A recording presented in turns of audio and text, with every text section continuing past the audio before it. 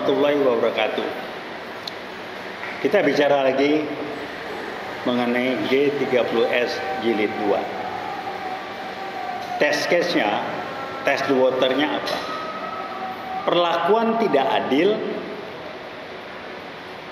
terhadap umat Islam, dengan makin lama contohnya makin jelas.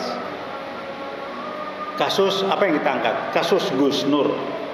Urusan apa? Gus Nur dituntut, divonis apa? Tuntut nggak tahu lah gua 6 tahun. Lah dia nggak palsu, nggak ini, cuman ngomong solusinya. Barane Gus, saya nggak ahli agama lah, tapi solusinya dengan mubalah itu ya berjanji depan publik. Siapa yang bohong? Gus Nur tidak menuntut, tidak menyalahkan si A si B, pokoknya dia bilang, lah kok Gus Nur yang sampai 6 tahun sakit jiwa nggak itu? Terus saya nggak ahli hukum, sehingga pertanyaannya adalah memindahkan pengadilan dari Jakarta ke Solo ada apa ya? Saya nggak tahu, Mas, ada aspek hukumnya. Sehingga guyonannya persepsi yang bisa berkembang, mudah-mudahan keliru. Oh, dipilih kali pengadilan-pengadilan yang bla bla bla, yang begini segala macam. Hakim dalam situasi susah, kalau nggak nurut mungkin bisa diapa-apain dan segala macam, dan bisa aja hakim udah gue vonis saya, nanti kan dia banding. Yang penting gue nggak jadi korban juga. Ini yang kejadian. Jadi jangan bilang menurut hati nurani, udahlah pasal-pasal apa gue nggak ngerti. Pakai logika akal sehat, saya pakai istilahnya Bung Rocky Gerung, pakai logika akal sehatnya dipakai nggak? Lah bisa divonis soal ijazah palsu kok bukan orang yang belum menunjukkan ijazahnya asli nggak asli, itu yang nggak disinggung. Saya bilang ijazahnya palsu, dari mana? Fotonya udah beda. Hidungnya beda, dulu juga nggak pernah berkumis, kupingnya beda, diklaim. Jadi gimana? Kayak Gus Nur yang disalahin. Ini bagaimana sih? Nah itu test water. Kalau nggak, PKI gaya baru yang mengendalikan, yang bermain tidak akan mungkin. Saya ngalamin 65. 65 itu apapun diputar balikan, ciri-cirinya fitnah, berbohong. Kalau berbohong kita udah paham lah ya. Mau ngomong post-truth segala macam, nggak ada urusan. Orang bohong seumur hidup bohong. Bukan kalau Anda biasa bohong, lama-lama orang menerima kebohongan Anda, enggak. Bohongnya bohong, nggak bisa diterima. Kalau dia nggak biasa ya, yang menganggap biasa aja lah. Kalau mestinya orang bohong itu nggak bisa didengerin lagi. Nah ciri-ciri PKI komunis salah satunya berbohong. 2 fitnah, putar balik, ini yang kejadian. Nah kemudian apa lagi? Berbohong. Kilometer 50 itu jelas berbohong. Kapoldanya berbohong dengan bawa bukti pakai sarung tangan putih, megang, ternyata keliru, dikoreksi, ternyata berbohong. Saya nggak tahu apa urusannya Pangdam disuruh hadir, urusannya apa? Berbohong lagi. Ya ciri-cirinya PKI kalau main kan berbohong. Nah orang yang dipakai bukan barangkali akan lebih baik kalau dia bukan PKI tapi dipakai tangannya.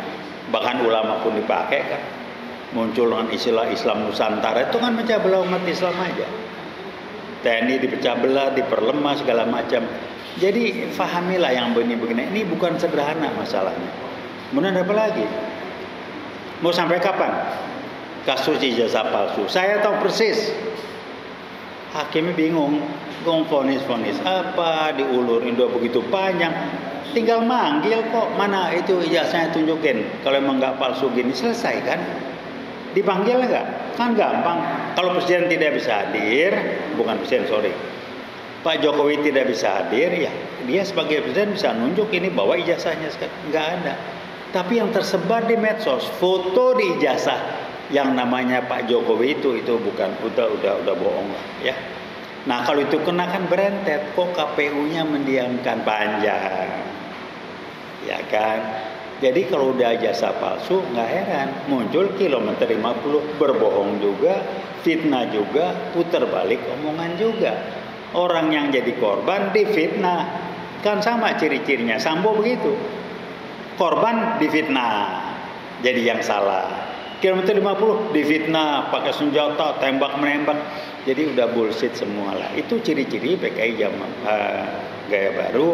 Dan makin lama keberanian untuk memutarbalikkan, berbohong itu makin lama makin jelas. Kenapa? Menggambarkan mereka sudah merasa lebih kuat dan untuk menampilkan G30S jilid 2 PKI sudah makin dekat. Apa yang terjadi kira-kira? Oh, itu TKI Cina kalau menjadi ribut nih. TNI diperlemah, Islam dipecah belah. Jadi yang ngacau, yang rusak kita nih dari dalam kita. Dui keluarga negaraan, tolonglah ribut, jangan didiemin. Kok diem aja?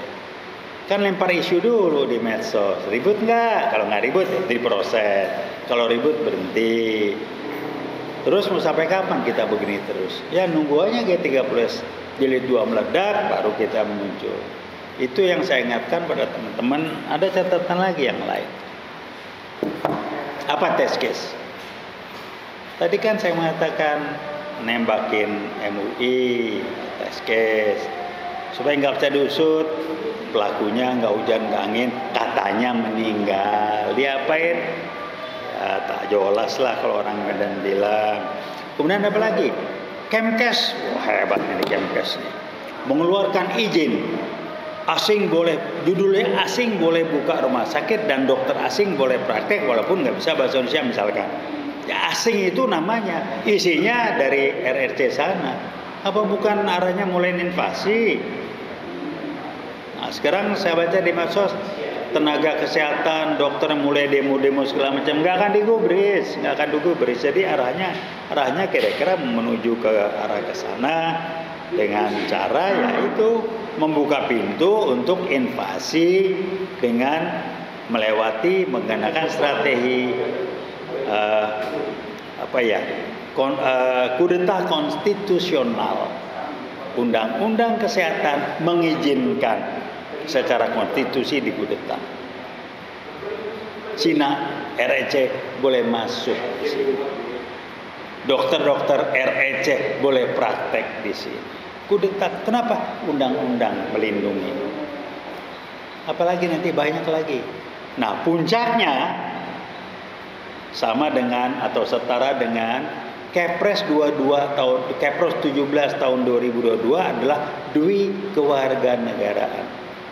Enggak akan, kalau ada juga bisa hitung pakai jari lah. Dui warga negara Indonesia sama Belanda, Indonesia sama Jerman.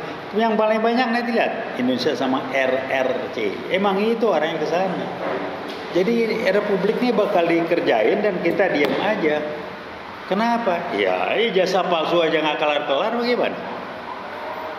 Kembali kami UI World bersyukur kami tidak terlalu goblok dan kami tidak mudah dikadal-kadalin untuk tidak memahami ini. Kami mengingatkan Anda yang kebetulan atau nanti melihat rekaman ini, tolong beritahukan teman-teman yang lain, jangan mendiamkan dan biasakan kenapa ini gini, kenapa ini begini. Semuanya test the water, tes dulu, percobaan.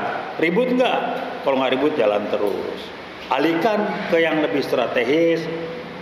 Kepres 17 tahun 2022 enggak seribut ngomong, waduh, oligarki, pri non pri, terus korupsi, tidak demokrasi, kok itu yang diributin? Itu cuma akibat. Kenapa? Coba bandingin. Kenapa rejim sekarang ini begitu rame, ribuh, pecah belah, rame, bangsa diadu domba, tidak pernah terjadi di pemerintahan sebelumnya. Kenapa? Ya PKI gaya baru bermain. Kan simple. Jadi kenapa sekarang begini kok kemarin enggak? Terakhir saya bilang, pada apa-apa yang dijaga apa? Orde baru. Kenapa orde baru? Karena Pak Harto lah yang menumpas PKI. Kenapa nggak bilang orde lama? Orde lama terakhir Bung Karno itu saya bilang dikadalin lah. Dengan membentuk Nasakom, membuat komunis bisa tampil bla bla bla segala macam dan linknya ke Cina. Bedanya Bung Karno nggak bisa dikendalin sama Cina, yang sekarang diatur habis. Ada yang ribut nggak? Ada instansi ngirim berapa banyak orang studi banding belajar ke Cina. Diam-diam.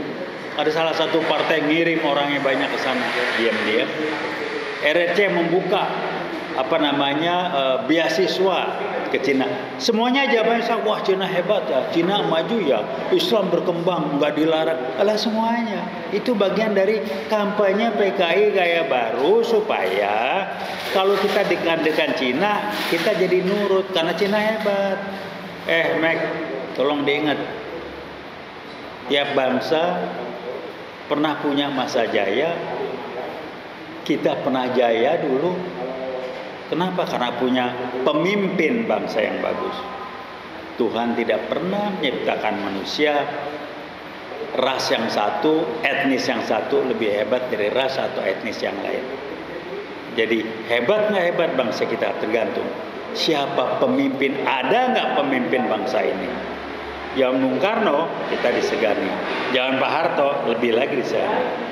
Orde Baru ekspor beras segala macam. Sekarang tidak ekspor, tidak import lagi. Kenapa? Komisinya berapa persen? Dipakai buat apa tuh duit? Nah ini tolong kita renungkan bareng-bareng.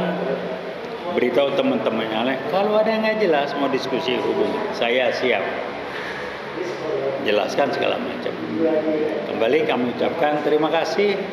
Wassalamualaikum warahmatullahi wabarakatuh.